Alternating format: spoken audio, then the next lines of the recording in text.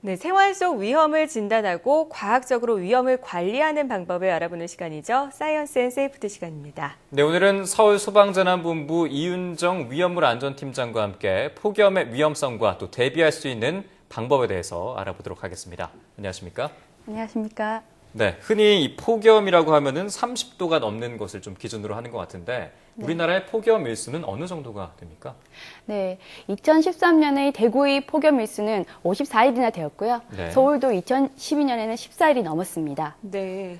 우리나라의 이런 폭염특보 발생 일수가 지난 5년간 3배 이상으로 증가하였고 앞으로 더욱 심해질 것으로 예상하고 있습니다. 열대야는 저녁 6시부터 다음날 아침 9시까지의 최저기온이 25도 이상인 날을 말하는데요. 이 또한 지난 5년 전보다 몇 배나 길고 꾸준히 증가하는 추세입니다. 이러한 폭염과 열대야가 계속되면 열 손상 취약자 계층에서부터 온열 환자가 발생해서 많은 인명피해를 발생시킬 수가 있습니다. 네, 이 폭염으로 인한 인명피해 사례 어떤 것들이 있는지 그리고 그 규모는 어느 정도나 됩니까? 네, 극단적이긴 하지만 의미 있는 해외 사례를 먼저 들자면 지난 2003년 프랑스에서는 40도씨, 스위스는 41.5도씨 등 전 유럽에서 살인적인 폭염이 발생했었습니다.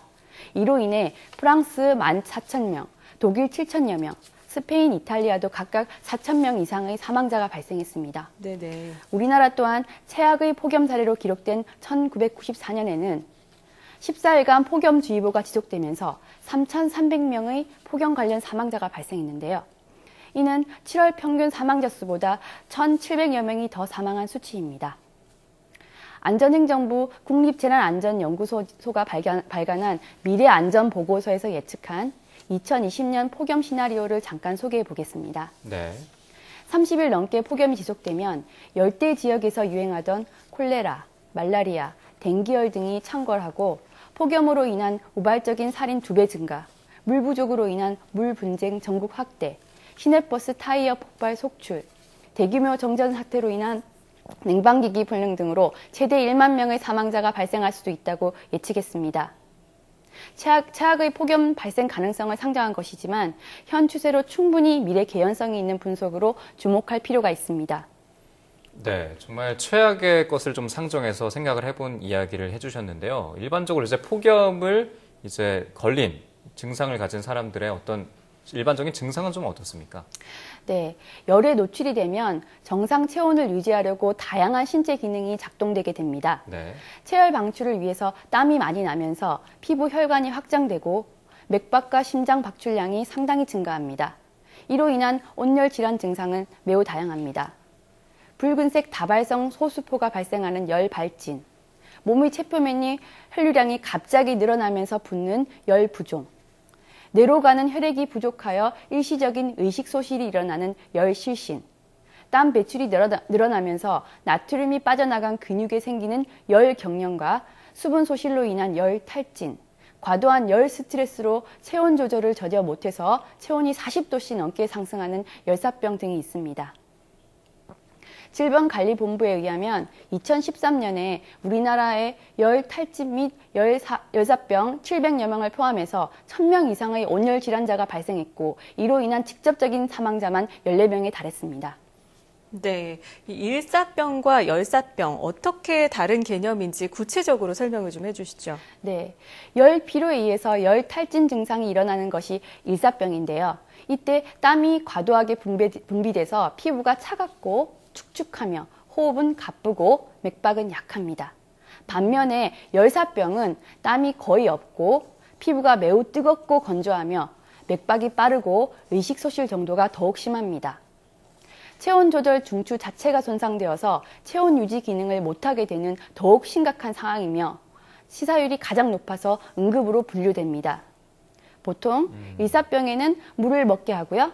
열사병에는 물을 뿌려줘야 한다는 말을 합니다. 네.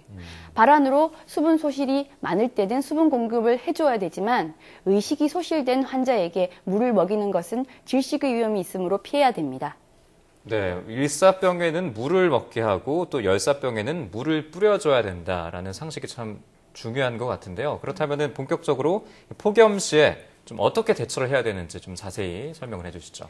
네, 갈증이 난다고 알코올하고 카페인이 있는 음료를 마시면 중추신경계가 흥분돼서 더 나빠질 수가 있으니 주의해야 됩니다. 네.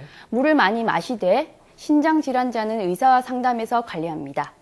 어둡고 달라붙는 옷을 피하고 헐렁하고 밝고 가벼운 옷을 착용합니다. 실내에서는 오븐 사용, 뜨거운 음식 섭취에 주의하고 차광 커튼을 치고 시원한 물로 열을 식혀주면서 휴식합니다. 한낮에는 힘든 작업을 삼가하고 외출 시에는 물병을 휴대하며 양산과 모자로 직사광선을 차단합니다. 주 정차된 차에 아이와 동물을 혼자 두지 않습니다. 75세 이상 고령자, 독거 어르신, 야외 근로자, 고혈압, 당뇨, 뇌졸중, 신장질환 등 만성질환자와 어린이의 피해가 특히 많으므로 주의해야 됩니다.